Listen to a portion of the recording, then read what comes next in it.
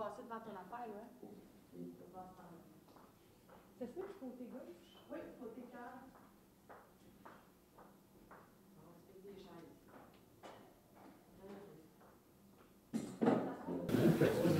Alors, bonsoir. Bonsoir. Et bienvenue à cette soirée d'information spéciale sur le budget. Mon nom est Caroline Nguyenine, directrice des communications à la Ville de Belleuil. Et ce soir, vous aurez la présentation du budget dans un premier temps avec Mme Lavoie, mairesse de Belleuil, et Mme Cathy Goyette, trésorière et directrice des finances. Et par la suite, dès 20h, il y aura la séance extraordinaire du Conseil qui suivra. Alors, sans plus tarder, je laisse la parole à Mme Lavoie. Alors, bonsoir à tous. Merci aux braves 5 citoyens qui sont venus ce soir. Bien, je sais, mais c'est ça, une chance que j'ai mes conseillers autour de moi. Ça fait une salle un petit peu plus remplie. Pardon? Bien, bien, OK, je suis honnête, hein, qu'est-ce que vous voulez, je le dis. Ah, voilà. Alors, bonsoir tout le monde, bienvenue. Bienvenue à cette soirée d'information spéciale dédiée à la présentation du budget 2018. Comme à chaque année, la Ville de Belleuil se fait un point d'honneur de prendre le temps, avant l'adoption du budget en séance publique, d'expliquer son budget pour l'année à venir et de pouvoir répondre aux questions des citoyens en amont. Cette année, la préparation budgétaire s'est arrimée aux 5 axes prioritaires de la planification stratégique 2018-2028, avec des résultats probants comme une baisse du compte de taxes, et ce, même avec la construction du centre aquatique et l'implantation de la collecte organique. Le Conseil est donc fier d'annoncer que pour 2018, chaque maison unifamiliale moyenne, qui est évaluée à 288 000, connaîtra une baisse de son compte de taxes de 8 $, soit 0,27 % de réduction, alors que l'indice des prix à la consommation, l'IPC, est à 1,1 %. On se rappelle que nous étions engagés dans notre planification stratégique à maintenir le compte de taxes inférieur à l'IPC. Lors de l'élaboration du budget, le Conseil a également considéré la capacité de payer des propriétaires de multilogements à Belleuil, en réduisant, dès 2018, leur taux de 4,55 %. Après avoir analysé plusieurs données, plusieurs informations, pour mieux comprendre la réalité du marché locatif, ainsi que la capacité de payer de nos contribuables locataires. En 2018, 5 millions seront investis pour prioriser la réfection de pavage dans les rues en lien avec le plan d'intervention des infrastructures. Le Conseil trouvait aussi également important d'investir en environnement, en bonifiant l'enveloppe dédiée pour la plantation d'arbres, visant ainsi à hausser le couvert végétal. Comme autre nouveauté en 2018, il y aura notamment la mise en place d'un programme de subvention pour les citoyens désirant faire la plantation d'arbres afin de contrer le phénomène de la grille du frêne et ainsi pouvoir atteindre l'objectif de replanter 2 arbres pour chaque arbre coupé, tel qu'indiqué dans notre planification stratégique 2018-2028. Ce ne sont là que quelques aperçus des nouveautés, que nous vous avons préparées pour 2018. Nous verrons plus en détail au cours de la présentation de Mme Goyette comment les 5 axes prioritaires de la planification stratégique se déclinent par rapport au budget 2018. Sans plus attendre, je laisse la parole à Mme Cathy Goyette, trésorière et directrice des finances, pour la suite de la présentation. Merci, Diane. Alors, bonsoir à vous tous. Vous avez reçu une copie de la présentation qu'on va voir. Vous allez remarquer à certains endroits des petites corrections qu'on a fait là, de dernière minute. Les copies étaient imprimées. Donc, la bonne version va être sur le site Internet de la Ville demain. C'est des petites coquilles là, mineures, là, mais vous allez peut-être les voir là, au fur et à mesure qu'on va avancer dans la présentation. Alors, la présentation va se faire en 6 volets. Le premier volet, on va vous présenter les orientations du Conseil qui ont guidé l'élaboration du budget 2018. Oui. Le budget des immobilisations, vous savez, on l'a adopté en septembre dernier. Toutefois, on n'avait pas fait de présentation publique. Possiblement que certains d'entre vous ont vu les documents là, sur le site Internet. On n'ira pas en détail. Par contre, si vous avez des questions à la fin de la rencontre, on pourra s'y attarder plus spécifiquement. Ensuite, on va voir le budget de fonctionnement, donc le budget 2018 avec les taux de taxes. Puis, on va faire le lien de tout ça avec la planification stratégique qui a guidé, c'est l'an 1 de la planification stratégique, qui a guidé certaines actions dans le budget. Donc, on va faire le lien là, avec ça. Puis, on va terminer avec une période de questions et d'échanges. Tout d'abord, au niveau des orientations du Conseil, bien entendu, il y avait la mise en œuvre du plan stratégique 2018-2028. Maintenir une hausse du compte de taxes inférieure à l'IPC. La hausse des contrats, tenter de la contenir à l'indice des prix à la consommation. Donc, l'ensemble des contrats que la Ville donne, c'est de se doter d'une façon de faire pour les contenir à l'IPC, donc 1,1 %. Ensuite, gel des effectifs, donc maintien de l'enveloppe globale là, du personnel de la Ville, puis le respect des ratios financiers, là, notamment au niveau de la gestion de la dette. On va débuter par le budget des immobilisations. C'est un budget qui a été adopté, comme je le mentionnais, le 25 septembre dernier. Budget d'immobilisation de 9 893 250 qui a été financé en majeure partie à 40 % par emprunt, donc 3,9 millions. 771 000 par le fonds de roulement, donc des emprunts que la Ville se fait à elle-même sans intérêt, donc à même un fonds de réserve que nous avons. Des surplus affectés, donc c'est les surplus qu'on constate à chaque année, c'est remis de cette façon-là aux citoyens en payant des immobilisations comptant. Donc, cette année, une enveloppe de 500 000 $ supplémentaires a été mise, entre autres, pour la réfection des rues. Là, on va le voir un petit peu plus loin.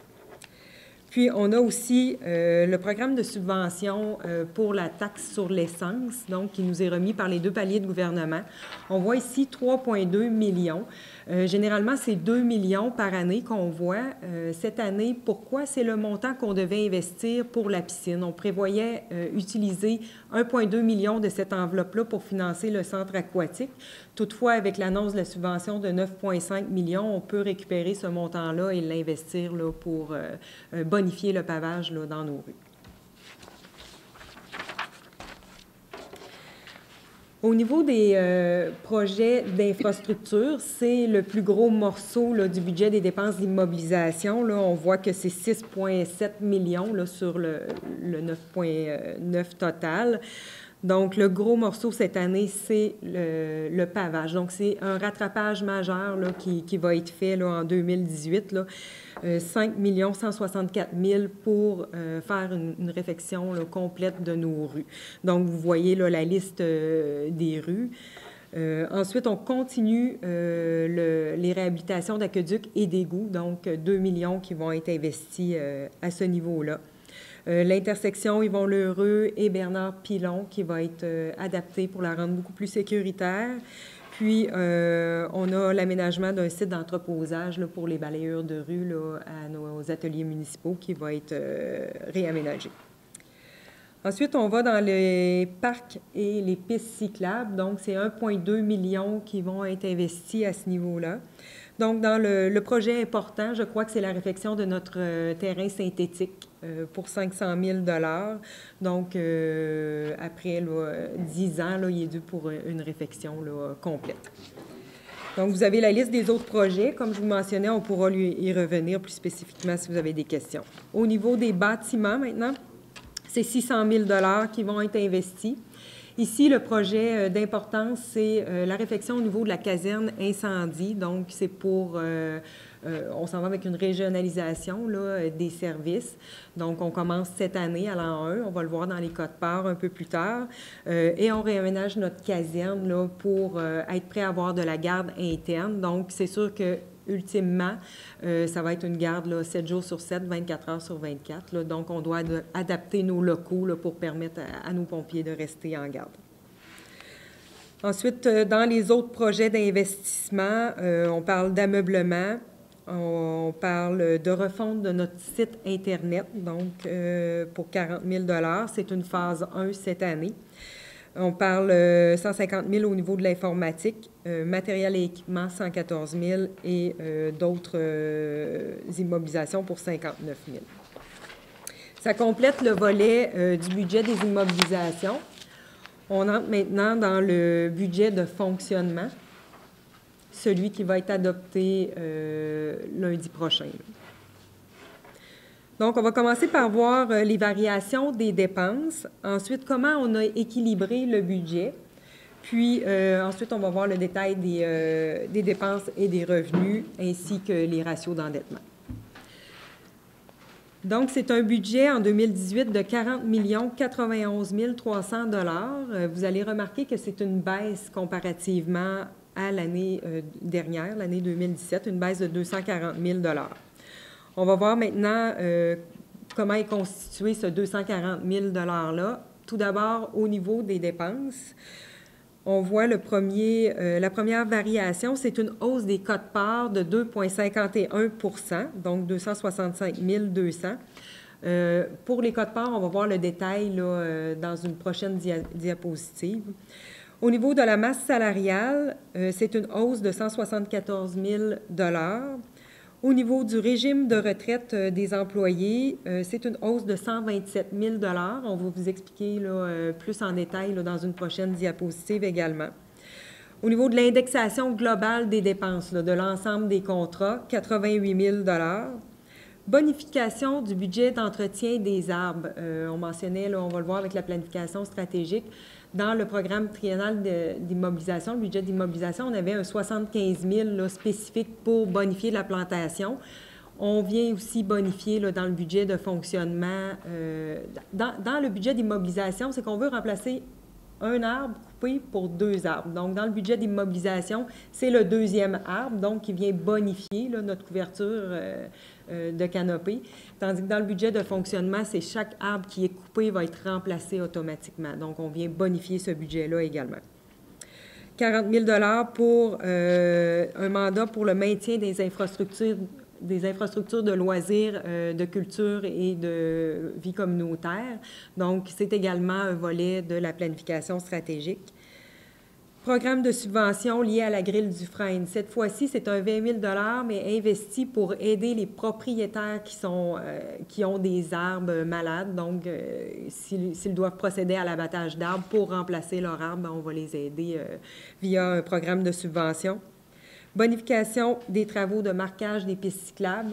On a allongé notre réseau cyclable de 3,9 km en 2017. Donc, c'est du marquage supplémentaire là, qui va être fait là, pour notre réseau. Subvention aux organismes, 11 500 de bonification. Vidange des fosses septiques. Maintenant, à partir de 2018, les gens qui sont munis d'une fosse septique, la vidange va se faire là, par la ville. Donc, ça va être, on a une dépense, mais on a un revenu équivalent là, par le compte de taxes. Maintenant, on arrive on disait que le budget diminuait. Vous allez comprendre là, pourquoi ici. Donc, étude environnementale, caractérisation des sols qui a été réalisée l'an dernier, donc moins 68 000. Au niveau de diminution de certains contrats, on pense notamment aux évaluateurs. C'est vraiment les visites qu'il y a aux 9 ans dans les maisons. Cette année, il y a un moins gros secteur là, qui est visité. On parle aussi des carburants là, qui sont moins élevés. Le budget 2017 était plus élevé, donc on vient ajuster. Donc, moins 73 600. Au niveau, on se souvient qu'on avait bonifié au niveau de la réfection de trottoirs et de pavage, on avait bonifié de 125 000 $. Donc, c'est sûr qu'on maintient notre enveloppe qui est déjà, on a 100 000 pour les trottoirs, on a 75 000 déjà dans le budget pour le pavage. Ça, c'est maintenu. C'est la bonification qui a été retirée parce qu'on mise vraiment sur du durable. Comme je vous mentionnais, il y a 500 000 supplémentaires qui ont été mis au lieu de conserver ce 125 000-là, on préfère investir 500 000 de plus pour aller vers des réfections plus majeures que des corrections là, temporaires.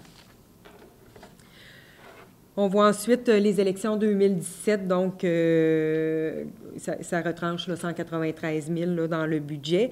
Et finalement, la dette à la charge de certains citoyens. Donc, c'est des dettes de secteur, principalement le domaine du centenaire, là, qui vient, les propriétaires qui avaient des taxes spéciales. Donc, on avait une dette spéciale, eux avaient les taxes, donc on va voir la même diminution au niveau des revenus là, à la prochaine diapositive.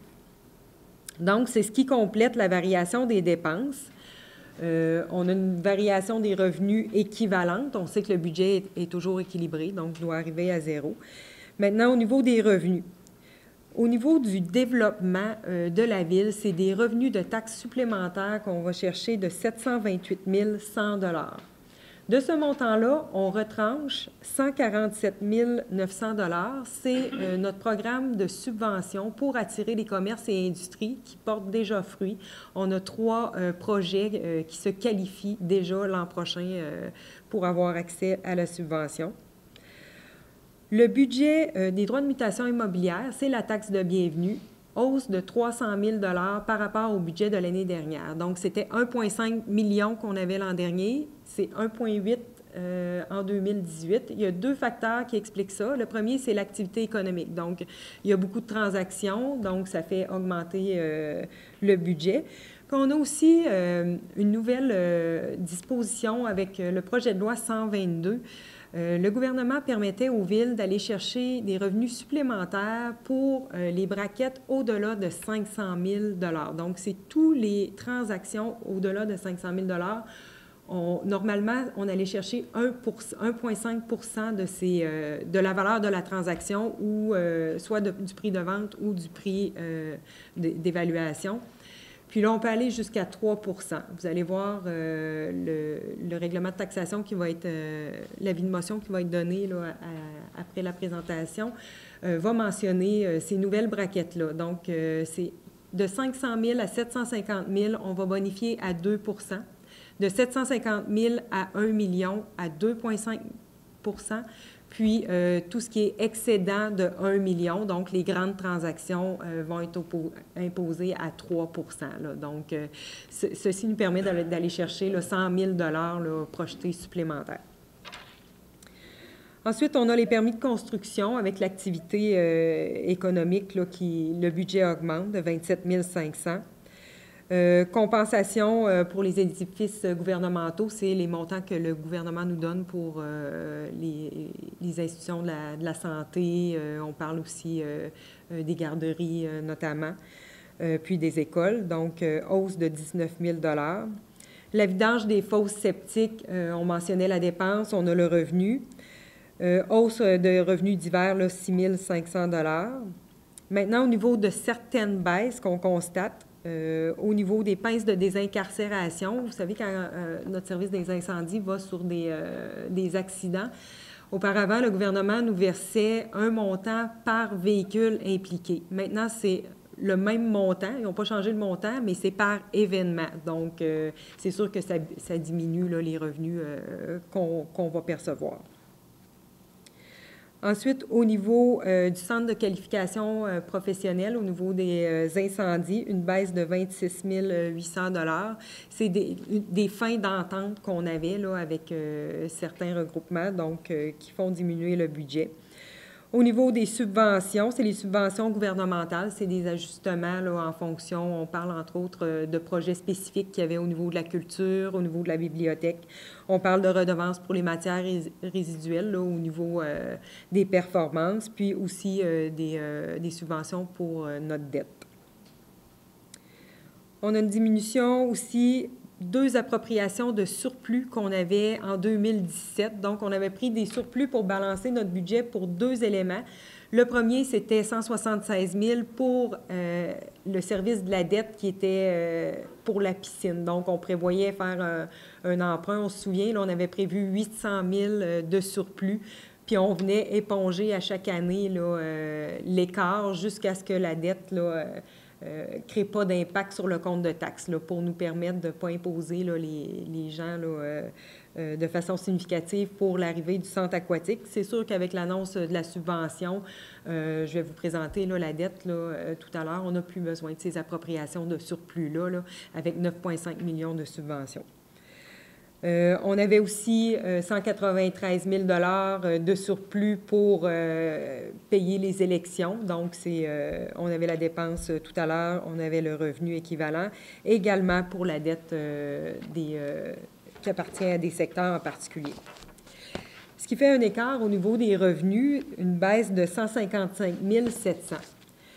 Ce que vous voyez maintenant au niveau de l'équilibration, c'est qu'on avait une baisse des dépenses de 240 000, une baisse des revenus de 155 000, ce qui nous permettait de diminuer notre compte de taxes. Donc, Mme Lavoie vous l'a présenté dans son allocution, c'est une baisse de 8 $ pour la résidence unifamiliale moyenne qui représente 0,27 %. Donc, vous voyez aussi l'IPC d'octobre qui était à 1,1 %. Maintenant, au niveau des dépenses, donc, dans les trois grands postes budgétaires de dépenses, là, ce qu'on voit, le plus grand poste, c'est le poste de rémunération là, du personnel pour 12 millions. On voit ensuite le service de dette, c'est le paiement de capital et intérêts, 7,7 millions. Puis l'autre gros morceau, c'est les quotes-parts et subventions, donc 11,2 millions. On va voir là, plus en détail de quoi il en tient.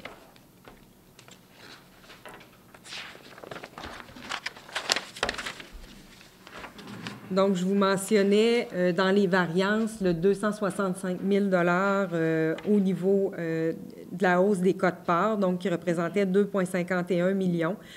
Dans les gros impacts ici, tout d'abord, vous allez voir une baisse, donc une baisse de 201 600. C'est le CITVR, la RITA, VR, la Régie de transport adaptée, ainsi que l'Agence métropolitaine de transport, qui sont maintenant regroupés dans une toute nouvelle entité qui est le RTM. Donc c'est la Régie de transport métropolitaine. On voit, pourquoi qu'on constate une baisse, c'est au niveau des clés de partage. Donc, auparavant, avec le CIT, on avait 3 clés de partage qui étaient la richesse foncière, on avait l'achalandage et on avait aussi la population. Maintenant, avec cette nouvelle entité-là, on va vraiment avec la clé de partage qui est l'achalandage uniquement. Donc, la Ville de Belleuil, on bénéficie de ça. On sait que certaines villes ne contribuaient pas au train de banlieue. Pour nous, c'était quand même une dépense considérable, ce qui fait en sorte que ce nouveau partage-là, bien, la Ville de Belleuil en bénéficie. Là, c'est des économies là, avec une récurrence. Là, on le voit là, de 200 000 $ pour cette année. Au niveau de la MRC, c'est l'impact majeur au niveau de la hausse, 283 900. C'est dû à la nouvelle collecte des matières organiques, donc qui va être effective là, dès janvier. Donc, une hausse à ce niveau-là. Et l'autre élément peut-être à mentionner, là, vous voyez régie incendie, donc c'est la première année. C'est la mise en œuvre, donc la transition. Là, on voit une quote-part de 65 000 là, pour cette année. Là. Le directeur a été embauché, notamment, et la constitution va se faire au courant là, de l'année 2018. Peut-être expliquer aussi pour la Régie intermunicipale de police que le budget n'a pas été adopté, ça peut être important. Oui, en effet, le budget au niveau de la Régie de police, on a indexé de 3 %. C'était les éléments qu'on avait à ce jour. Le budget n'a pas encore été adopté. On ne connaît pas les chiffres, mais tout porte à croire qu'on va être correct là, avec le 3 %. Même peut-être en deçà, on espère. Oui, effectivement. Ensuite, on vous présente le régime de retraite. Comme vous aviez constaté, là, il y avait une hausse de 127 300 $ dans les variances. Pourquoi ça arrive cette année? C'est l'impact de la loi sur les régimes de retraite du secteur universitaire. On se souvient qu'il y avait eu la loi 15 qui était pour le secteur municipal. Vous voyez qu'en 2014, je pense que ce qui est important là, de mentionner, c'est le montant du déficit qui était à assumer par la Ville. Donc, on avait 975 080 qui étaient assumés à ce moment-là par la Ville. On a vu l'effet là, du partage, là, du nouveau partage avec les employés qui est venu réduire là, ce déficit-là. En 2017, qui était à 328 700. Pourquoi une hausse en 2018? C'est qu'avec le secteur universitaire, le gouvernement est venu préciser certaines choses qui étaient d'ailleurs contestées dans la loi sur le secteur municipal, sont venus corriger des choses et des choses qui s'appliquent également au secteur municipal. Donc, on a dû faire une réallocation pour tenir compte de cette nouvelle loi, donc qui fait une hausse pour entre l'année 2017 et 2018, mais qui va se stabiliser là, maintenant là, dans le temps parce que c'est sûr qu'avec les réserves qui sont prises maintenant, des déficits, on va se prémunir de ça là, par les réserves dorénavant. Maintenant, on voit le service de la dette, c'est le paiement de capital et intérêts annuel. Pour 2018, la portion à l'ensemble des citoyens, donc c'est 6 585 000 c'est le même montant que l'année dernière. Il n'y a pas de hausse. On voit là, une légère diminution, là, le 81 000 là, à l'ensemble. Par contre, le fonds de roulement augmente, mais au global, là, il n'y a pas d'augmentation là, qui est constatée là, pour le paiement de capital et intérêts en 2018 à la charge des citoyens. Comme vous avez vu pour les autres tiers, notamment les taxes de secteur, ça baisse en fonction là, des règlements qui viennent à échéance. Ce qui nous amène au premier ratio d'endettement. Vous savez, on a 4 ratios. Le premier est calculé sur, justement, notre paiement de capital et intérêt. Les 3 autres ratios, on va les voir plus tard dans la présentation avec la dette globale de la Ville. Donc, au niveau de ce premier ratio-là, on visait un pourcentage du service de la dette sur le total de notre budget, là, un ratio inférieur à 18 %. Donc, c'est notre 6,5 millions qu'on vient de voir à la diapositive précédente, divisé par le 40 millions de budget que nous avons, qui totalise 16,43 % en 2018. Maintenant, au niveau des revenus, ce qu'on constate, c'est les revenus principaux de la Ville, c'est les revenus d'imposition. Donc, au niveau de la taxation, 34 millions de dollars, donc ce qui représente 85 % des recettes de la Ville. Donc, c'est le poste budgétaire le plus important, suivi des droits de mutation immobilière, qui est quand même non négligeable, là, comme je vous mentionnais, 1,8 million de dollars. Ensuite, on a les autres services rendus pour 1,3 million de dollars. C'est notamment tous les services de loisirs que nous avons à la Ville. Donc, on parle aussi des revenus au niveau de l'aréna. Ensuite, dans les autres grands revenus, il y a les subventions gouvernementales qui totalisent 673 000 $. Puis les enlieux de taxes aussi, là, c'est important peut-être de le mentionner, là, les CLSC écoles qu'on reçoit du gouvernement, 669 000 $ et finalement la cour municipale, 800 000 $. La Ville de Belleuil gère la cour municipale pour la Ville de McMasterville et Saint-Basile-le-Grand également. C'est ici qu'on vous dévoile les taux de taxation 2018. Donc, au niveau du secteur résidentiel, le taux sera de 0,7708 du 100 $ d'évaluation. Vous voyez que c'est une hausse de 0,5 %. On vous parle d'une baisse du compte de taxes. Vous allez comprendre pourquoi la prochaine diapositive, c'est nos tarifs qui diminuent. Donc, au niveau des taux, c'est quand même une hausse. Une hausse de 0,5 % qui est pour toutes les catégories d'immeubles, à l'exception des 6 logements et plus. Madame Lavoie vous en a parlé tout à l'heure. Donc, c'est une réalité qui nous a été apportée de citoyens.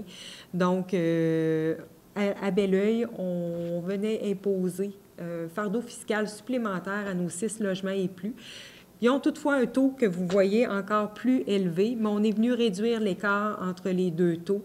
On a vu aussi que dans les villes avoisinantes, ce taux-là se rapprochait beaucoup plus du taux résidentiel de base. C'est ce qui permet là, aux propriétaires de multilogements de bien entretenir leur logement et d'aller chercher là, aussi une clientèle là, pour la location. Maintenant, au niveau de la tarification, c'est ici que vous voyez la baisse. Donc, c'est 19 $ par unité de logement, donc de diminution. Les deux premiers éléments, c'est au niveau de l'eau et de l'assainissement des eaux. On voyait qu'il y avait une régie qui diminuait. L'autre régie augmente très peu par rapport au nombre d'unités de logement supplémentaires qu'on a à desservir. Donc, c'est sûr que quand on fait la division à travers tout ça, là, ça fait diminuer là, les coûts. Puis, on avait aussi notre service de dette. Donc, quand on investit au niveau du réseau d'aqueduc et au niveau du réseau d'égouts, on vient l'ajuster dans les tarifs. Quand on bonifie dans nos rues, donc de faire du pavage, c'est dans le taux de taxe de base, donc c'est pas dans les tarifs. Donc, ce qui fait une répartition là, différente, les tarifs diminuent. Au niveau des matières résiduelles, les ordures diminuent parce que ce qui est dans l'organique, nécessairement, on ne l'aura pas dans les ordures. Donc, il y a une diminution à ce niveau-là qui est anticipée. Puis, par contre, au niveau de la protection de l'environnement, une hausse là, de 60 $, ce qui nous fait un net là, de 19 $ par unité de logement là, en baisse. Maintenant, vous voyez un exemple de compte de taxes pour la résidence unifamiliale moyenne, évalué à 288 000. Donc, c'est un compte de taxes de 2 975 $ pour 2018, toujours payable en 4 versements. Une baisse de 8 $ qui représente 0,27 %. Ce qui nous amène à la section de l'évolution de la dette. Vous voyez qu'au 31 décembre 2018, c'est une dette projetée totale de 55 millions. Si on va pour la portion à l'ensemble des citoyens, c'est 39 millions. Vous voyez aussi dans la partie du haut, on voit la ligne en jaune, là, dans la section de la dette à l'ensemble, ce qu'on vous avait présenté au budget l'année dernière. On vous disait qu'on allait finir l'année 2017 avec une dette à l'ensemble de 43 millions. Ce qu'on va vous présenter réellement aux états financiers, c'est une dette de 33 millions. Donc, on voit l'écart, c'est 9,7 millions d'écart, ce qui représente vraiment la subvention qu'on a eue pour le centre aquatique. Donc, d'où la variance là, à ce niveau-là. Maintenant, on poursuit avec nos 3 autres ratios d'endettement.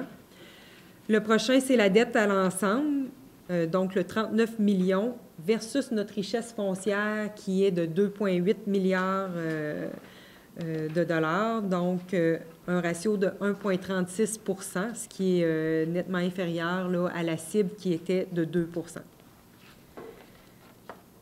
Le troisième ratio, la dette totale, donc le 55 millions, divisé par nos actifs nets de la Ville, donc qui sont de 141 millions. C'est un ratio de 38,83 %, qui est également inférieur à la cible.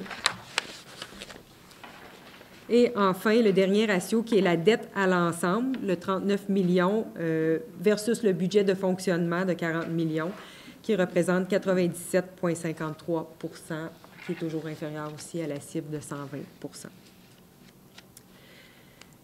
Maintenant, on arrive à la section de la planification stratégique, donc les axes d'intervention. Donc, la Ville a comme vision de réinventer la banlieue en cultivant un milieu de vie urbain durable. Et pour ce faire, la Ville s'est dotée de 5 grandes orientations qui sont nos 5 axes d'intervention. La première, stimuler le développement économique durable et régional. La deuxième, améliorer notre performance et notre efficacité organisationnelle. La troisième, assurer une communication interactive avec les citoyens.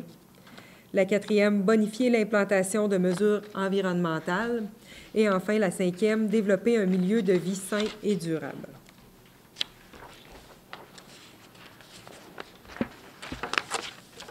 Le premier axe, qui était de développer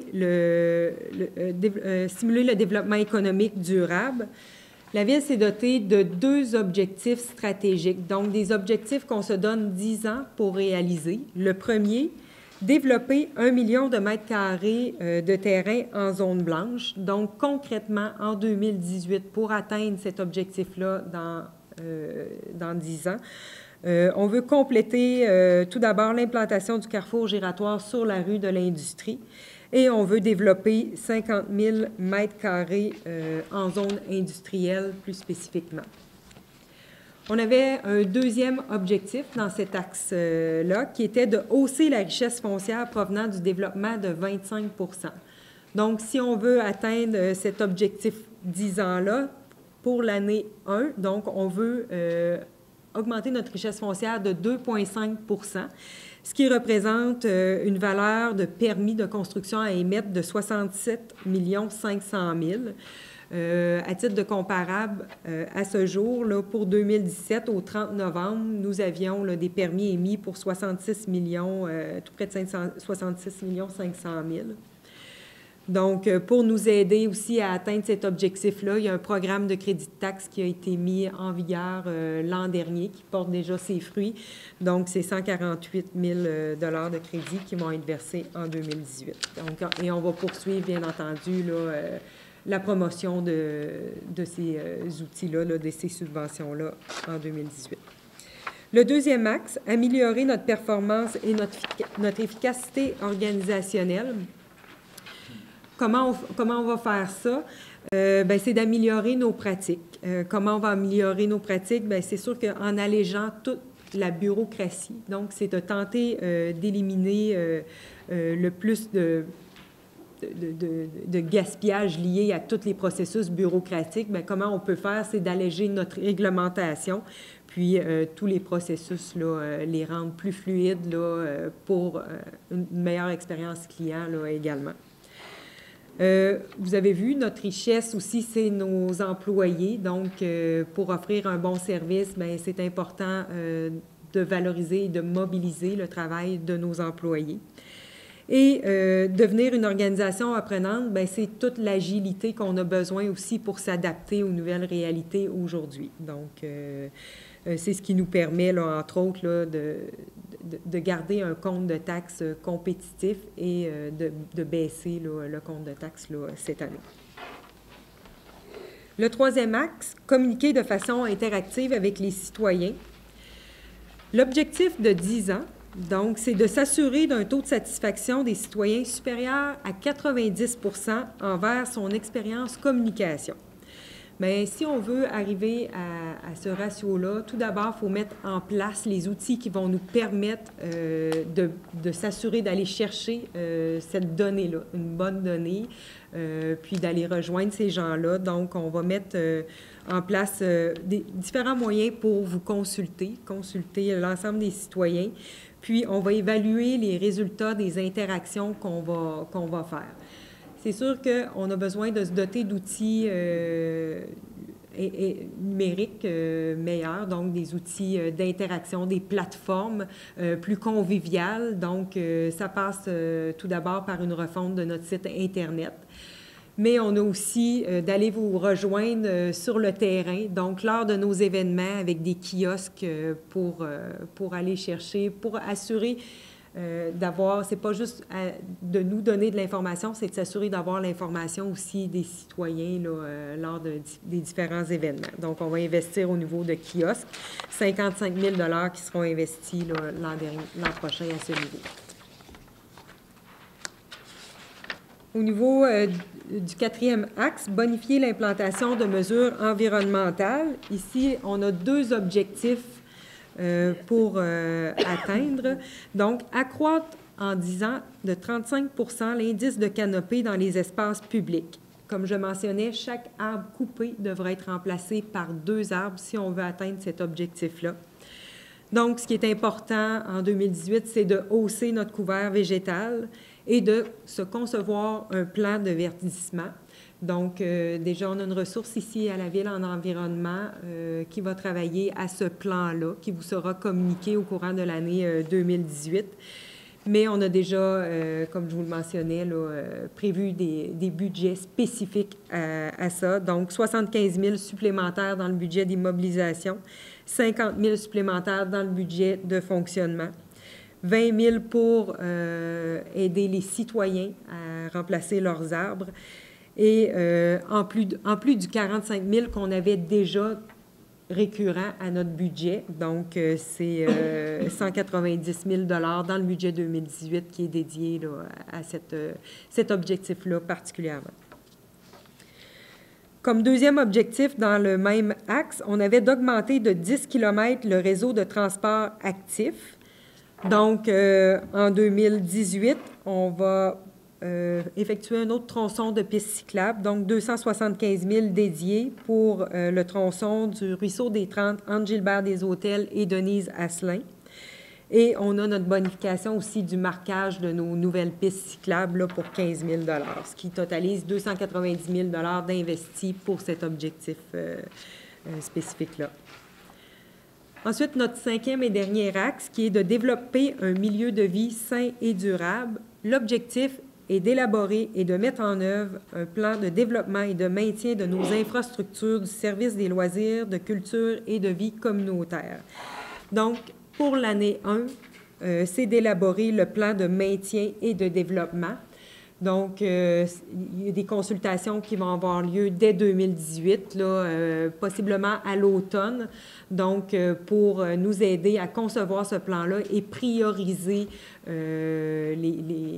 la bonification, mais aussi on a le maintien des actifs là, déjà existants. Donc, puis comme vous avez vu, on investit à chaque année. Là, cette année, c'est 1,2 million là, qui est investi également, notamment dans les parcs. Donc, en conclusion, les faits saillants du budget 2018, c'est tout d'abord la baisse du compte de taxes de 0,27 pour la résidence unifamiliale moyenne, la baisse du taux de taxe pour les 6 logements et plus de 4,25 %, l'investissement de 5 millions en réfection majeure là, de pavage dans les rues de Belleuil. On a le nouveau service de biométhanisation, donc la collecte organique qui va débuter dès janvier prochain. On a la construction du centre aquatique qui va avoir lieu là, tout au long de l'année 2018 pour une ouverture au début de l'année 2019. On va avoir la conception de notre plan de verdissement. On va avoir la régionalisation du service de sécurité incendie. Puis, comme vous l'avez vu, c'est la création du nouveau réseau de transport métropolitain qui vient en remplacement du Conseil intermunicipal de transport, de la Régie de transport adapté et de l'Agence métropolitaine de transport. Donc, ça complète. On va maintenant prendre les questions, les commentaires.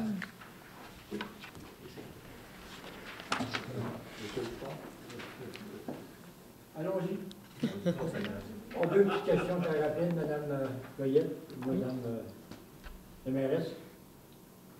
Dans les projets de 2018, on retrouve l'intersection Bernard-Pilon, Heureux. Oui.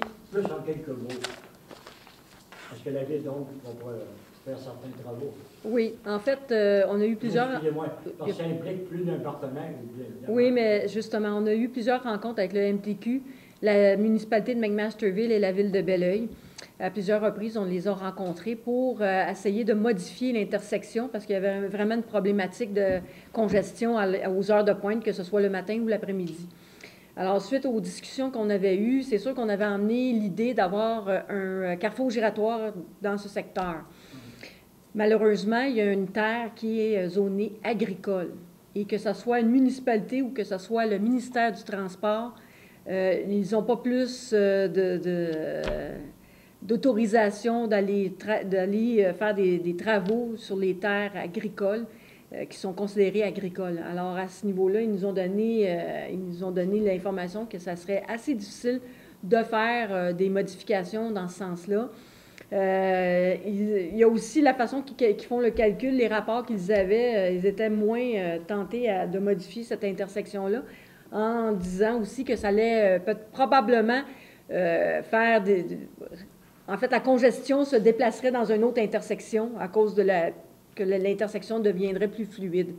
Alors là, la Ville, on a dit, bon, si on n'a pas d'ouverture au niveau du ministère du Transport, au niveau de la municipalité de McMasterville, c'est sûr qu'eux autres sont très limités par la station-service qui est sur leur terrain. Nous, on savait qu'on avait un espace, on a quand même un espace qui appartient à la Ville. Alors, c'est dans ce secteur-là qu'on va faire une voie de contournement, au moins le matin. Ça va permettre aux voitures qui tournent sur Bernard-Pilon de ne pas avoir à attendre nécessairement la lumière, où ça va être plus facile. Puis on va dévier aussi la circulation qui va être peut-être plus directe, moins tortuée, effectivement. Mais il va toujours avoir une lumière de circulation pour l'instant. Mais on a essayé de trouver des solutions temporaires, c'est sûr, pour diminuer l'impact de la congestion dans ce secteur-là. Mais comme on le disait, ça va être un prochain mandat aussi dans les prochaines années de revoir le tronçon d'Yvon-Lheureux, de Yvon-Lheureux Sud jusqu'à Yvon-Lheureux sur Serge Pépin. C'est des travaux à faire qu'on va avoir à discuter avec des professionnels, mais aussi avec les citoyens. Puis ça va être à travailler aussi, évidemment, on va les faire en phasage. Aussi, on ne peut pas faire ça tout d'un coup là, non plus, ça serait... Ça serait quand même une certaine amélioration. Oui, ça va. Oui, on espère. En fait, c'est le service du génie qui nous ont proposé cette solution-là. Puis je pense que ça va nous aider grandement, en tout cas, au moins le matin, du moins le matin. Merci. Le IPC est établi à 1,1 sur lequel les calculs sont effectués.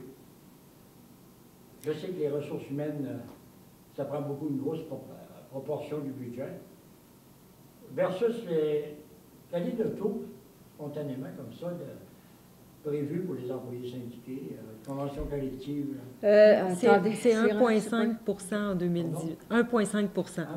Oui, dans la convention On a vraiment collective. bien négocié avec nos employés. Ils ont été très ouverts au niveau des négociations. C'est la troisième année qu'on est à 1,5. Les cotisations, maintenant, c'est toujours maintenu à 50-50? Oui. Oui. Bon, c'est consolant. Merci. Ça fait plaisir. Oui, j'ai une chose, on parlait des pavés, des rues. On a pavé la rue Henri Bourassa, là.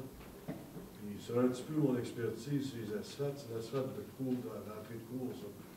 Là, à chaque fois que les camions se stationnent et qu'ils viennent ramasser des déchets, ils m'ont fait des belles strings, ça appelle l'asphalte neuve. Donc, C'est pas de l'asphalte neuve qu'ils ont fait, c'est de la réfection temporaire. Oui, Parce que votre rue était comme... On avait un certain budget pour le faire, puis on a pris des rues qui étaient vraiment problématiques. Puis c'est vraiment du pavage temporaire pour nous permettre de retarder les travaux majeurs sur votre tronçon. Non, c'est parce que ce que je calculais, c'est correct de réparer vite, mais c'est ça que je comprends. L'autre point, au point de vue de l'infection des aqueducs, ça a pris déjà 3 mois, c'est pas plus... on va creuser les trous. Les trous ont été vraiment vacants. Est-ce que ça va être trop comme ça? Les rénovations, parce que c'est juste des valves, il faudrait qu'ils attendent sûrement après des pièces. Je sais pas. Moi, selon le principe industriel, quand on commande des pièces, on sait qu'on va les mettre en réparation, ça fait depuis des 30 ans. Je ne sais pas si on peut prévoir ça d'avance. Regarde, on remplace toutes les valves, au lieu de laisser les trous ouverts, c'est mettre la sécurité, parce qu'il y a beaucoup d'enfants, moi, où je suis, il y a beaucoup de garderies. Mais les enfants, ils peuvent marcher. Bien, si mon garçon dit, c'est que, là, si je prévois de même, je vois ça de même, on met beaucoup d'argent, mais le contracteur, il cherche à tirer le temps, je sais pas. Ben, en fait, il y avait des pénalités. Dans le contrat qu'on a octroyé cette fois-ci, il y avait une période de pénalité. Ils vont avoir aussi des pénalités dues au retard sur les travaux. Ouais, mais ils ont eu aussi des difficultés sur Bourgeois, là. Ça a été plus problématique. Les bandes fontaines, on s'entend dessus qu'une bande fontaine, ceux qui fabriquent les bandes fontaines, je suis convaincu que quand on fabrique des pièces ou choses genre, il n'en fabrique pas juste une pour chaque ville. OK, on va en fabriquer, on en fabrique à quantité industrielle. Mais quand on prévoit, OK, ce secteur-là va être refait à neuf, ça fait 30 ans, il me semble la planification, la logistique de l'établissement, des fois, souvent, jouer la ville, donc c'est correct, et ils sont 4-5 camions. Il y a un chauffeur à la ville, L'autre, il suit avec le pavé. Je vais que ça permet du monde. Parce que de ce temps-ci, je suis en chômage, je peux voir bien des affaires. J'observe. Comme citoyen, j'observe. Si j'étais contre un maître, je pense qu'il y a une gang qui se fait chauffer les oreilles. Parce que, sérieusement, ça coûte des bidous. Moi, ça n'a pas été long, j'ai failli perdre ma maison. Sérieusement, c'est vite dépensé. 300 000 $pour une maison, c'est vite dépensé. Puis quand on se met à dépenser, on dépense comme ça, c'est pas grave, on a l'argent. Mais l'argent, c'est tout à nous. Tu sais, on n'est pas en Banque nationale. Tout comme M. Trudeau qui fait présentement au fédéral, la même chose. Il ne va pas mélanger tous les sauces. Mais quand on se met à dépenser, il faut l'avoir, l'argent. Si c'est une prévision, entre une prévision puis un budget, c'est deux. On dit, on est en déficit. C'est pas nécessairement en déficit, on a l'argent là. Mais moi, ce que je regardais tantôt, on veut remplacer les arbres. Si vous vous souvenez, quand M. Jeannot était maire au préalable, j'avais déjà subventionné, j'ai dit, les arbres que vous avez plantés sur Saint-Jean-Baptiste, si ma mémoire est bonne, j'avais dit, c'est la pire gaffe. C'est beau, les arbres en ville. Mais si vous allez voir à Westmount, du monde broyait parce que ça tombait sur les BMW, puis ces gros sur Rolls-Royce, l'arbre au complet, parce qu'il était planté dans un trottoir à près 4-5 pieds. Monsieur ici de bœuf à la table, il n'y a plus de stationnement. C'est ça l'évolution des temps modernes. Moi, je ne vais pas magasiner, je vais aller chercher. Je n'ai même pas de stationnement, pas là. Belle amélioration. S'il faut améliorer, mettre de l'argent pour améliorer la ville, c'est correct, j'ai rien contre ça. Mais il faut mettre l'argent en bonne place. Là, la ville... M'excuse, mais le bœuf à la table, vous avez un beau stationnement qui est juste en face, qui est utilisé, qui a des ententes. La banque, la caisse populaire, ils ont rapetissé le stationnement. Ben oui, mais on a des ententes avec... Quand des fêtes vont arriver, là, vous allez voir, essayez de trouver un stationnement pendant des fêtes. Il n'y a pas grand monde. Puis avant de neige, j'ai vu le banc de neige l'autre jour. Les années passées, il y avait plein d'années, je n'avais pas de stationnement. Monsieur a passé sa charrue. Là, il avait l'air fait, sa charrue était cassée, parce qu'il avait frappé le terre-plein en haut, la belle goutte d'eau qu'on appelle, là, parce qu'il y avait un arbre. Un arbre, là, ça va dans un quartier au moins 60 à 70 pieds carrés. Une cible d'un arbre, là, si vous mettez un érable, là, au bout de 25 ans, là, il y a la cible d'arbre, c'est ça. Ben, mettez pas un érable en plein dans 3 pieds carrés. Voyons donc, c'est pas logique. Mais demandez ça à n'importe quel botanique. Bien, je m'excuse. Là, je vais vous arrêter parce que ces plans-là, c'est fait par des... C'est pas des ticounes qui viennent décider de planter. Je m'excuse. C'est quoi un arbre? Bien là, je pense pas. Les plans sont faits par des aménagistes paysagers, puis c'est des professionnels qui les font. Puis encore là... Ça vient de nous autres parce qu'ils disent, ah, cet arbre-là, il ne grossira pas. Il va rester gros de même. Pensez-vous qu'un érable va rester de même pendant 20 ans? C'est pas vrai. OK. C'est pour ça que les Saint-Jean-Baptiste, les arbres n'ont pas poussé. C'est tout le contraire. Oui, mais là, la grille du frein, ça, on ne pouvait pas le prévoir. Personne ne pouvait le prévoir. Oui, c'était prévu à ce moment-là. Mon garçon travaille en biologie, ça fait depuis 20 ans qu'il en parlait, les Américains. Pas grave, on a les yeux aveugles, mais avec la grille, ça rentrait de plus en plus. Mais on a fermé les yeux. On a dit, ah, c'est pas grave, on va en planter en passant. Des arbres à 300 piastres. Ça, c'est votre opinion. Non, mais c'est pas une opinion, c'est un fait réel. Je vous dis que pour les plantations d'arbres, la grille du frein, à ce moment-là, on n'avait pas les impacts sur notre territoire. Oui, il en parlait aux États-Unis, mais ce n'était pas rentré au Canada encore, et ça ne l'était pas. Mais ça, quand on a planté les arbres... Si on plante pareil, si on prend le budget, on le plante pareil. Ça, c'est comme autrement dit, c'est pas grave, il va y avoir de l'eau, comme tous ceux qui pleurent pour l'eau, les poteaux, c'est pareil. Le bord des rivières, on va partir à la maison là, c'est pas grave, il y a des risques d'inondation. Puis la ville le permet.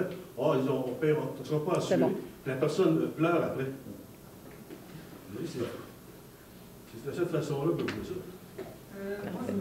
Merci pour vos commentaires. Non, on va dire plus élevé. Je peux en faire de vous. Moi, je vais parler des travaux sur les routes. Vous avez augmenté le budget de 500 000, c'est parce que je comprends. Oui. Ça veut dire, et le budget, moi je suis à la page 4, je pense que c'est ça. Projet d'infection de tonnage. Oui. Le 5,1 million, non? Bon, vous dites 5 millions, c'est 5,164? Oui, c'est ça, exactement. C'est que dans ce montant-là, c'est le montant total là, qui est investi, mais c'est dans le financement parce qu'on finance avec la dette à 4 millions, mais on a bonifié de 500 000 notre enveloppe de revenus, ce qui nous a permis de monter à 5 164 000. Sinon, on aurait été 500 000 de moins que, En paiement ce comptant. montant-là. Oui, qu'on paye comptant, là, qu'il n'y a pas de dette. Là. Mais dans les faits, la Ville investit 2 475 000, il y a une subvention de 2 688 000.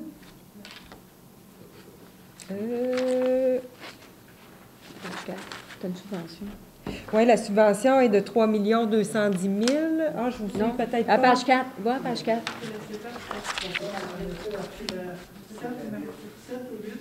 Ah, oui, oui, oui, OK. Oui, oui, oui, effectivement, oui.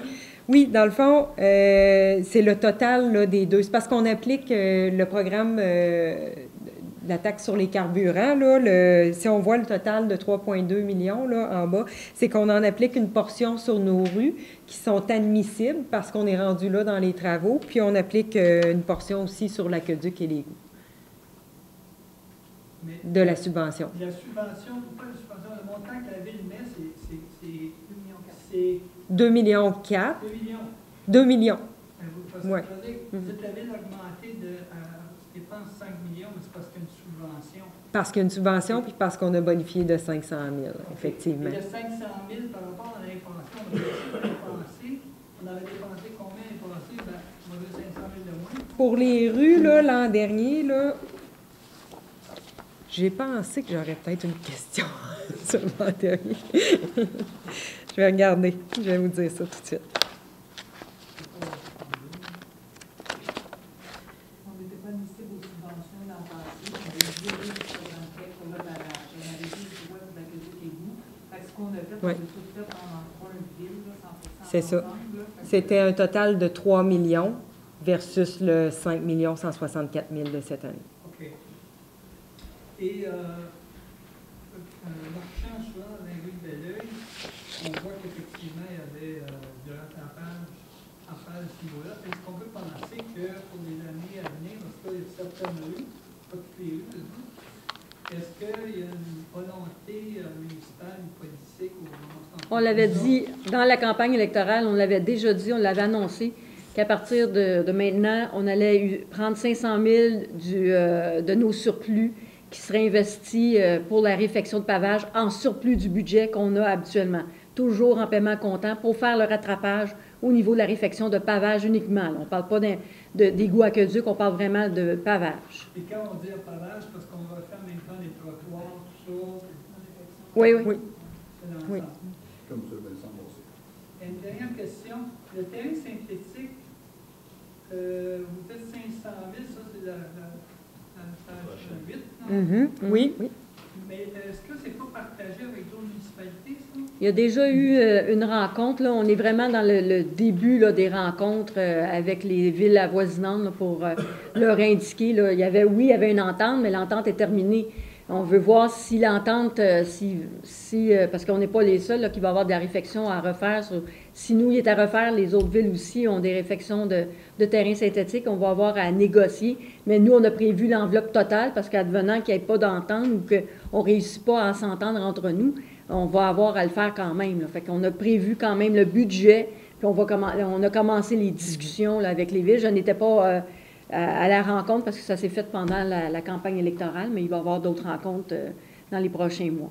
Parce que ce terrain synthétique-là, c'est celui de football Oui. à l'école. Oui. Paulibel. Oui. Ça avait été fait avec d'autres municipalités, ça avait été construit avec Oui. d'autres. Oui. Mais pour l'entretien, tout ça, ça n'a pas été vu comme ça? Non, l'entretien, c'était chaque municipalité. Chaque ville. Parce que, dans le fond, McMasterville a des terrains synthétiques lui aussi. Mont-Saint-Hilaire a un terrain synthétique. Puis chacun s'occupait de la maintenance de leur équipement ou leur plateau sportif. Donc, on peut espérer qu'ils vont peut-être contribuer, mais... Bien, dans le fond, ce qu'on va mettre s'il y a une contribution, c'est sûr que c'est des enveloppes. Si on donne à un, on va donner à l'autre. Oui, on va recevoir des argents, peut-être des municipalités qui n'ont pas de terrain synthétique, mais ceux qui ont des terrains synthétiques, eux autres aussi vont avoir des travaux à faire éventuellement. Fait que, Moi, je pensais, je ne veux pas m'attarder là-dessus trop longtemps, je pensais que si ça avait été construit, évidemment, ça dessert des équipes de football, le soccer, oui. Donc, c'était construit pour desservir toutes les municipalités avoisinantes et était responsable de l'entretien aussi, tout le monde en Ça n'avait pas été prévu dans ce protocole-là, dans ces années-là.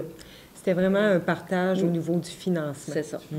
Madame Vallière a C'est une... quand même des travaux de réfection majeure. Ça, on ne considère pas que c'est de l'entretien. Oui. Donc là, c'est pour ça qu'on a j'ai rencontré l'ensemble des DG des 4 autres villes, plus les directeurs des loisirs. Puis on a fait la demande de On construction. change la surface. Oui, Oui. on change carrément les tapis. C'est ça. Parce qu'on en faisait de la maintenance à tous les années, là. C'est quand même un montant important pour la maintenance uniquement. Ok, merci. Moi, il y a juste une petite chose. Quand vous parlez de régionalisation du service des pompiers, est-ce que c'est pas selon le bruit qu'on entend que McMaster va fermer sa caserne et puis que Belleuil va prendre l'ensemble? Ça, c'est des rumeurs encore. On n'est même pas rendu là au niveau de la régionalisation. Écoutez, la rencontre du comité de transition, la première rencontre du futur comité de transition va avoir lieu demain soir. Puis on n'est pas rendu là. On vient juste d'embaucher notre nouveau directeur qui est déjà là depuis le 6 novembre, mais qui avait commencé à travailler un petit peu avant. Je m'excuse pour... La nouvelle régie OK. en service incendie. C'est une personne d'expérience qui est en train d'évaluer, il est en train de rencontrer toutes les casernes, tous les employés. Puis par la suite, il va nous arriver avec ses recommandations parce qu'on n'a même pas fait le règlement non plus de constitution de la nouvelle régie. Fait qu'on n'est vraiment pas rendu là, savoir qui ferme, qui ouvre, si on en construit une. On est vraiment là. Présentement, c'est business as usual. Autrement dit, toutes les casernes sont encore là, sont fonctionnelles avec leurs employés dans leurs casernes. On va travailler, puis c'est les mêmes horaires qu'on avait pour 2018, là. Ça reste identique pour aller vers une transition en 2019. On n'est vraiment pas rendu là. Je ne pourrais même pas vous donner mon opinion présentement. Là, on travaille ensemble. C'est un travail quand même assez important. Mais pour le reste, là, la suite des choses, je peux pas... je ne sais pas du tout. Je ne pourrais pas vous répondre présentement. Merci. Ça fait plaisir. Une deuxième chose. Est-ce qu'à la ville, on parlait de performance pour la communication, est-ce qu'il y a déjà eu lieu, à un moment donné, disons, d'évaluer la performance des employés ou la performance des travaux effectués ou un petit peu savoir exactement où est-ce qu'on va? Je sais qu'en tant que citoyen, bien des fois, on regarde, puis même moi, en tant que semi-retraité, il y a beaucoup de choses des fois qu'on voit. On dirait que, surtout dans les travaux publics, ça manque de planification et de performance de l'individu. Si on parle au point de vue technique seulement, je ne veux pas évaluer quoi que ce soit l'employé, parce que, à un moment donné, si il y a des employés qui sont là pas pour une demi-journée, pour moi, là, qui retournent au garage municipal et qui fassent d'autres choses, qui n'aillent pas se cacher un peu partout. C'est pour ça que je parle un peu de performance. Je dis ça, je n'aurais même pas dû parler de cette partie-là, c'est à l'extérieur de ce que je parle.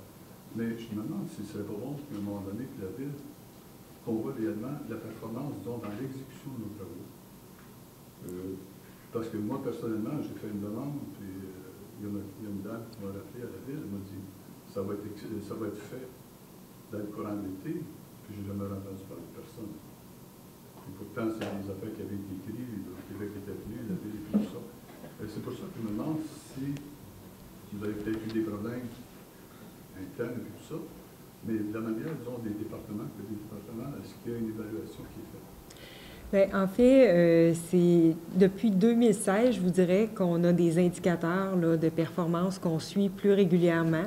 Oui, on a des indicateurs aussi liés là, aux requêtes, donc qu'on suit.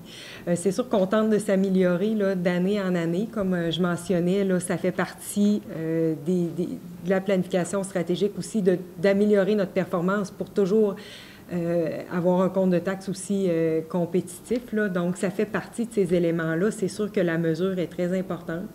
Au niveau de la valorisation, mobilisation du personnel, ça fait aussi partie, là, quand on parle d'appréciation de la contribution là, de nos gens, de les rencontrer, puis tout ça, là, oui, effectivement. Il y a des choses, comme je vous dis, là, ça fait peut-être 2-3 ans qu'on met des choses en place, mais on continue là, dans ce... Je vous dirais que il ne faut pas généraliser non plus la situation. Il faut faire la différence entre des travaux qui sont octroyés par mandat, par résolution à des compagnies et les travaux par nos employés. Parce qu'il y a des travaux qui ont été faits par nos employés dernièrement, que habituellement, on donnait ça à des professionnels, puis ils l'ont fait haut la main en l'espace d'une journée. Là.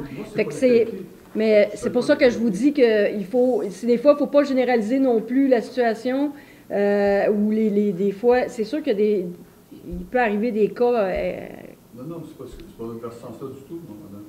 C'est qu'en fin de compte, quand tu fais ta planification, à un moment donné, tu dois évaluer aussi les performances. Je vous dis justement, c'est que si nos employés sont très bons et que leur performance n'est pas évaluée à leur juste titre, ben, au lieu d'arriver et ça leur prenne 8 heures, par exemple, pour faire une chose, s'ils le font en 5 heures, ben, il faudrait peut-être que les planificateurs et ceux qui sont en charge aient, disons, la force ou l'élément nécessaire pour pouvoir réellement. C'est de ce côté-là que je parle de performance.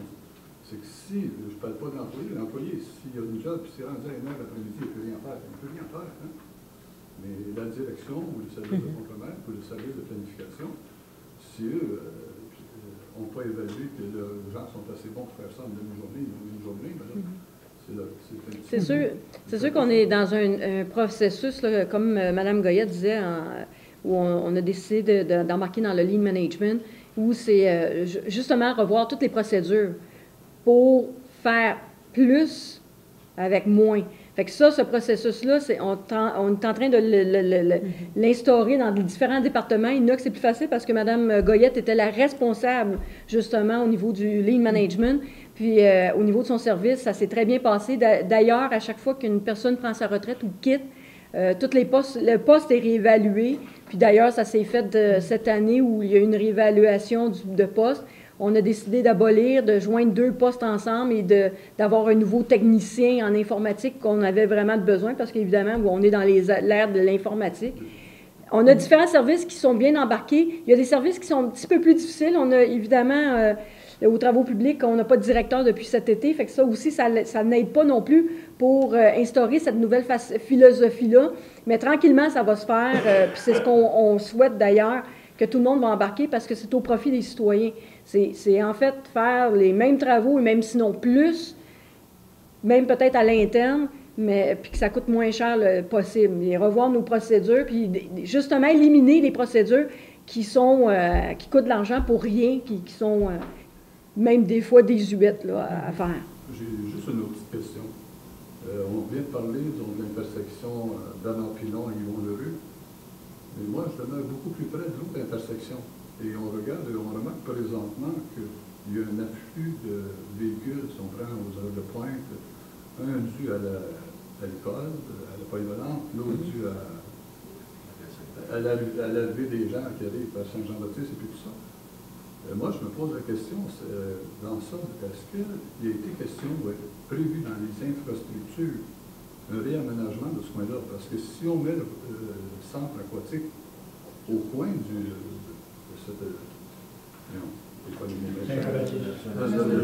ce carrefour gératoire. Si on met ça là, avec l'afflux, puis disons qu'on a un centre aquatique qui peut contenir jusqu'à 300-325 personnes, et on est juste au début du carrefour gératoire, il me semble que l'infrastructure est réellement défaillante. Ben en fait, c'est parce que vous avez pas suivi les dernières séances du Conseil parce qu'on a parlé beaucoup, on a traité beaucoup de ce secteur-là. Parce qu'en ce moment, la problématique, c'est vraiment le secteur des baux de la capitale qui fait en sorte qu'ils doivent vraiment sortir sur Yvon-Lerue. Les 2 seules sorties, c'est sortie 109, 112, en empruntant la rue, le boulevard Yvon-Lerue. Mais cette année, il devrait avoir un accès qui va donner sur Saint-Jean-Baptiste. Alors, beaucoup de gens... c'est Gilbert des Hôtels, c'est ça tu près du bassin de rétention? Oui, exactement. Donc, ça va faire... Oui. Angémé Lebrun qui va sortir sur Saint-Jean-Baptiste. Plus loin, plus haut. Fait que ça va aider beaucoup pour les gens qui doivent quitter ce secteur-là. Ils ne prendront plus le carrefour giratoire. Fait que ça va alléger beaucoup la circulation à ce niveau-là. Puis il va y avoir une deuxième, éventuellement, aussi, Serge Pépin va déboucher éventuellement sur Saint-Jean-Baptiste. Ça fait en sorte que, justement, Beaucoup de circulation va transiter par ces deux, en fait, ça va être deux carrefours giratoires sur Saint-Jean-Baptiste qui va vraiment alléger Yvon-L'Heureux et Saint-Jean-Baptiste. Je suis d'accord avec vous, mais si vous mettez, donc, on parle toujours des choses possibles, mais à un moment donné, il y avait le groupe Maurice, à un autre moment donné, il y a la sélection, il y a la piscine. Si on regarde simplement cet arrondissement-là, c'est beaucoup de trafic. On a déjà, pour les deux, en fait, Réseau Sélection et Groupe Maurice, quand il y avait eu de l'intérêt à s'implanter, Réseau Sélection, ça fonctionne là, pour l'instant. Il y a eu des études de circulation qui ont été déposées, là, qui avaient été exigées. C'est déjà fait. Oui, c'est fait. Ils ont été déposés, dans les deux cas, ils ont déposé leurs études de circulation. On va pouvoir en avoir des nouvelles. Oh oui, ben oui. Pour moi, c'est assez court. Il y a une question. Puis après ça, monsieur, vous pouvez reposer une chose. Je vois ici que vous allez faire une refonte du web. J'aimerais ça savoir si vous savez, juste si vous savez, combien il y a de personnes à Belleuil qui n'utilisent pas le web. C'est une excellente question. Je vais me retourner vers notre spécialiste des communications. Ça va bien, elle est ici. C'est une question de Statistique Canada, ça. Oui. Parce que moi, je fréquente des personnes âgées et, mettons, au moins un tiers des personnes âgées n'ont pas accès à un web ou ils ne veulent pas l'avoir. Okay. Donc, est-ce qu'ici à Belleuil, c'est plus que ça? Mais en fait, je veux juste vous aviser, là, parce que j'avais fait une présentation à l'interne récemment là-dessus, mais je ne veux pas la sortir, parce que je pourrais partir pour un bon 10 minutes. Oui.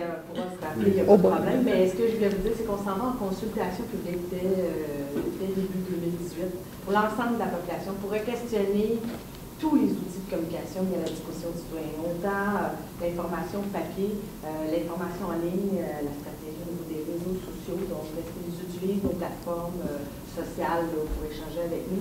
Donc on va tout mettre sur la table, puis on va s'asseoir avec les citoyens pendant un mois de temps. On vise de faire une consultation publique de masse. Il n'y a pas juste via... J'ai compris votre réponse, on va pouvoir mais c'était pas ma question.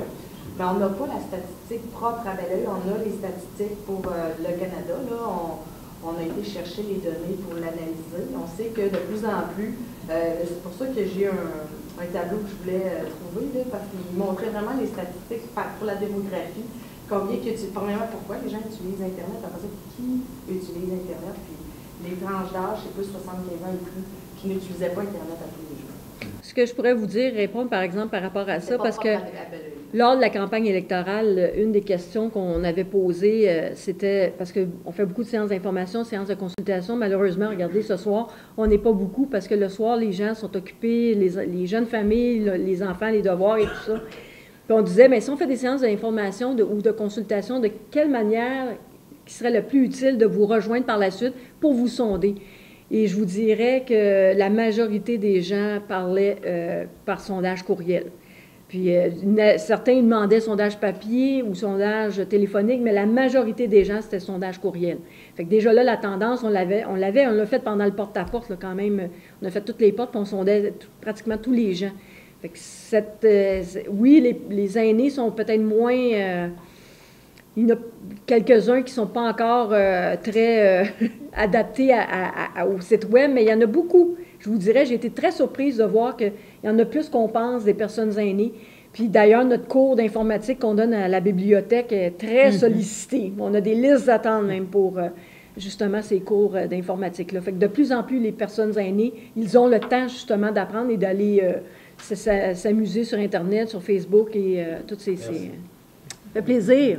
C'est que, pour faire juste une conclusion vite, autrefois, on avait direct le TV9.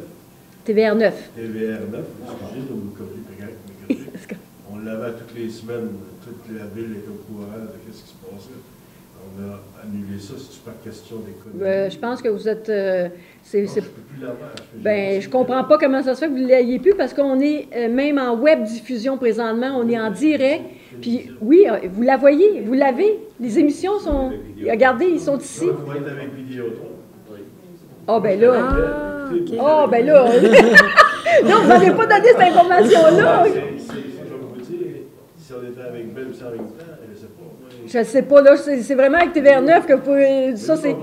Combien de monde qui ne sont pas là parce que la majorité travaille pour Non, moi j'ai voix. Écoutez, je suis avec des Vidéotron et TVR9. Non, mais c'est avec Belle. Il faut absolument que tu sois avec les gars. Ah. Avec Belle, puis Alors. Mais là, dans la présentation du budget. Mais ils sont en ligne, hein, sur notre site Oui, Internet. vous pouvez aller les voir là, en oui. ligne. Oui, parce qu'on maintenant, on est en streaming, ça veut dire en diffusion directe à nos séances de conseil. Puis en plus, vous pouvez les revoir après sur YouTube, c'est bien ça? Sur la chaîne YouTube. Sur la chaîne YouTube aussi. J'aurais juste une petite question. La valeur nette des actifs de la ville, est-ce que c'est basé sur le parc immobilier ou sur les valeurs nettes? C'est les valeurs nettes là, amorties. Là. Donc, c'est tout ce qui est les infrastructures, là, autant le souterrain que ce qu'on a dans les parcs, les bâtiments. Ça n'a aucune affaire avec le parc, la valeur, la surévaluation ou l'évaluation du parc immobilier. Non, les évaluations totales de la ville, c'est 2,8 milliards. Évaluation d'imposable. Net. Oui, total. Il serait bon que la Ville le mentionne quelque part dans sa publicité.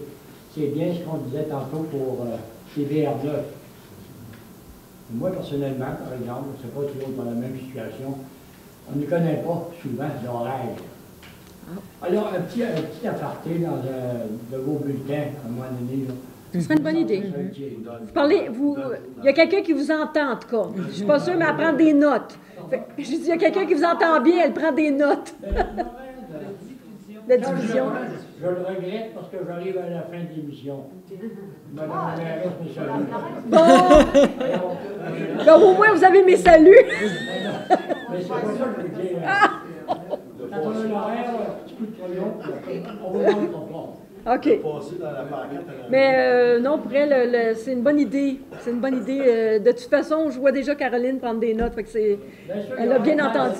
Il y a une grande liste à partir du TV2 jusqu'à 939. Mais si vous regardez, madame, Où est c'est rendu que les médecins nous confirment tous nos rendez-vous, etc. Je ne sais pas s'il y aurait pas un procédé à un moment donné.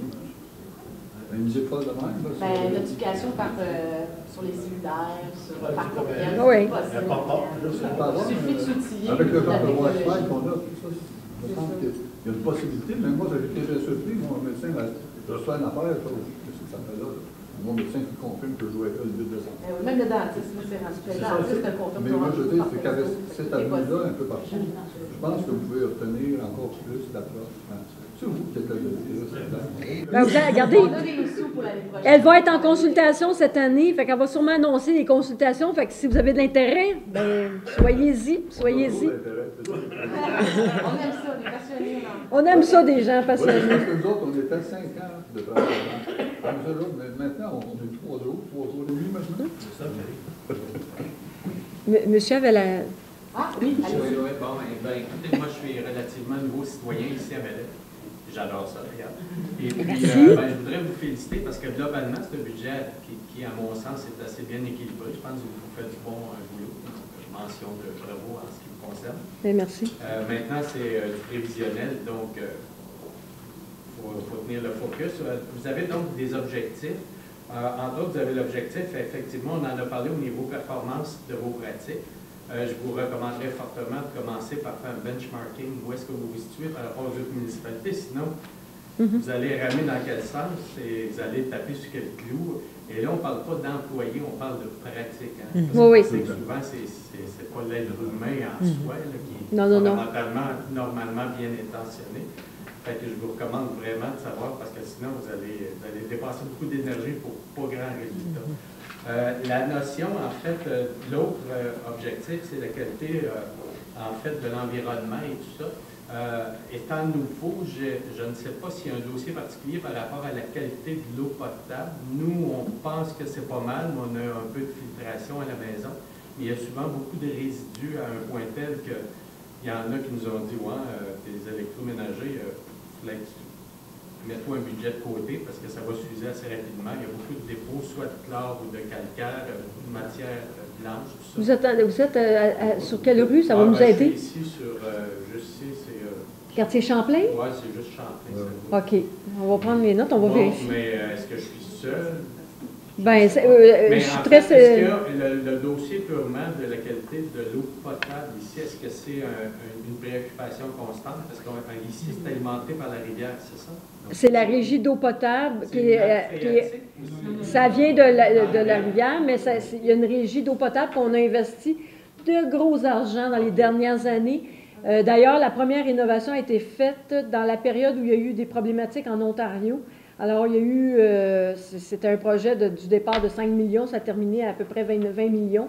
Et dernièrement, on vient de faire des bassins, justement, il y a 1 an, pour, justement, s'il arrive quoi que ce soit, donc on a des réserves d'eau dans des bassins. Il y a eu des travaux importants. Il y a un monitorage là, au niveau oui. de la qualité. Oh oui. Oh que oui. Oh oui. Après ça, d'un point de vue culturel, est-ce que le centre culturel, c'est dans vos budgets? Oui. C'est un organisme totalement en fait, la maintenance du bâtiment, le bâtiment nous appartient, et c'est juste l'opération qui est un OBNL qui dirige ça, qui est la diffusion de la coulisse. Mais tout ce qui est rénovation et tout ça, c'est quand même la Ville de Belleuil qui assume. C'est ça, il n'y a rien cette année dans le budget prévisionnel pour le centre culturel? Bon, on a tout le temps des argents pour... C'est dans nos enveloppes de bâtiment. Oui. Normal, oui. C'est quand on fait quelque chose d'exceptionnel ou de plus on indique dans notre budget où va l'argent, s'il y a eu des... Bien, ça m'a fait plaisir, monsieur. Est-ce qu'il y aurait d'autres questions pour clore la présentation du budget?